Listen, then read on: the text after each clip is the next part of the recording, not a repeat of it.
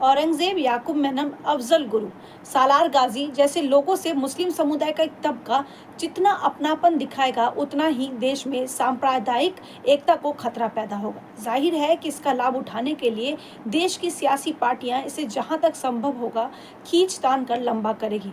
दरअसल महाराष्ट्र में औरंगजेब की कब्र को लेकर सियासत गर्मा गई है। हिंदू संगठनों ने महाराष्ट्र सरकार को चेतावनी देते हुए कहा है कि अगर सरकार द्वारा कब्र को नहीं हटाया जाएगा तो हम अयोध्या बाबरी मस्जिद की तरह खुद हटा देंगे।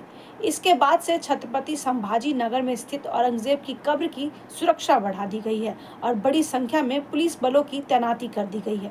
औरंगजेब की कब्र को लेकर माहौल बहुत कुछ उस तरह ही गर्म हो रहा है जिस तरह राम जन्मभूमि को लेकर शुरू हुई कार सेवा शुरू होने के पहले यूपी के कई शहरों में दंगे शुरू हो गए थे।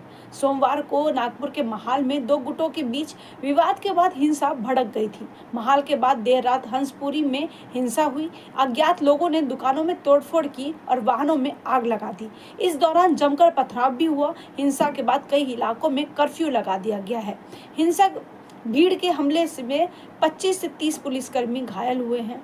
सोमवार को कब्र की आग यूपी तक पहुंच गई। श्री कृष्ण जन्मभूमि संघर्ष न्यास ने मुगल शासक औरंगजेब की कब्र पर बुलडोजर चलाने वाले को 21 लाख रुपए इनाम के तौर पर देने का ऐलान किया है। उन्होंने कहा, ऐसी कब्र हिंदुस्तान में नहीं होनी चाहिए। अगर किसी को कब्र की जरूरत है तो पाकिस्तान ले जाए। जाहिर है कि कब्र की आग अभी और फैलेगी। बाबरी मस्जिद से भी ये मामला गंभीर होता जा रहा है। आइए देखते हैं कि ऐसा क्यों है। भारत में औरंगजेब की कब्र क्यों मुद्दा बन रहा है? इस सवाल का उत्तर समझने के लिए हमें भारतीय मुस्लिम समुदाय के तबके की भावनाओं को समझना होगा। जर्मनी में हिटलर को आज कौन याद करता है? उसकी कब्र पर कौन फूल चढ़ाने जाता है? जर्मनी की कोई घोर दक्षिणपंथी पार्टी भी हिटलर को याद नहीं करना चाहती। कोई अपने बच्चों का नाम हिटलर नहीं रखता है। पर भारत में अलग मामला है। लंग ने दिल्ली में भयंकर लूटपाट की। उसने लूटपाट करते हुए ये नहीं देखा कि हिंदू मुसलमान में भेदभाव नहीं किया। मगर आज की तारीख में लोग तैमूर के नाम पर अपने बच्चों का नामकरण करते हैं। औरंगजेब और बाबर सबसे पसंदीदा नामों में से एक है। अफजल खान, जिसे शिवाजी ने अपने बखनखेज से मार कर गिराया था, उसकी कब्र को अभी पिछले 20 सालों में स्थानीय मुस्लिमों ने सजा सवार कर मस्जिद के रूप में देने की कोशिश की है। मुंबई बम कांड के आरोपी याकूब मेनन की कब्र को स्थानीय मुस्लिम समुदाय द्वारा सजाया संवारा गया। तब स्थानीय मुस्लिम जनता अगर विरोध के लिए आगे आई होती तो जाहिर है कि उसे सांप्रदायिक एकता का मिसाल माना जाता। भारत ही एक ऐसा देश है जो 17 बार आक्रमण करने लाले महमूद गजनी के भांजे हत्यारे सालार मसूद गाजी के सम्मान में हर साल मुस्लिम समुदाय संभल में मेले का आयोजन करता रहा है।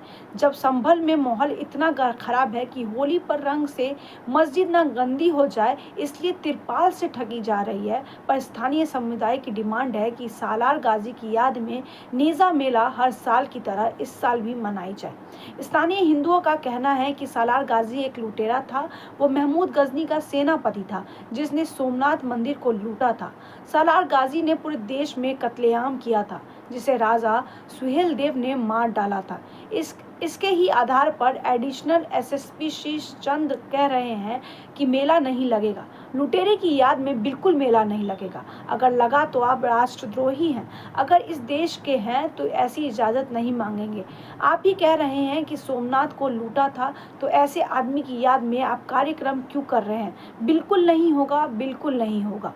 फिर भी अगर आपको लगता है कि नेजा मेला लगाना है तो पहले जाकर एप्लीकेशन दीजिएगा। जाहिर है कि सांप्रदायिक सौहार्द की बात ऐसे कैसे हल होगी? एक तरफ हम कहेंगे कि होली के रंग से हमको दिक्कत है, दूसरी तरफ हम चाहेंगे कि विदेशी आक्रांताओं की याद में मेला भी हम मना ले। बाबरी मस्जिद से औरंगजेब की तुलना तो होगी ही। औरंगजेब के हाथ भारत में कई महान गुरुओं और राजाओं के खून से रंगे हुए हैं। वही औरंगजेब जिसने अपने पिता और भाइयों की हत्या कर गद्दी हथियाई। औरंगजेब कोई संत या फकीर नहीं था कि उसकी कब्र पर फातिहा पढ़ने की मजबूरी हो। औरंगजेब का नाम हिंदुओं के मंदिर तोड़ने और हिंदू तीर्थ पर जजिया कर लगाने के लिए ही जाना जाता है।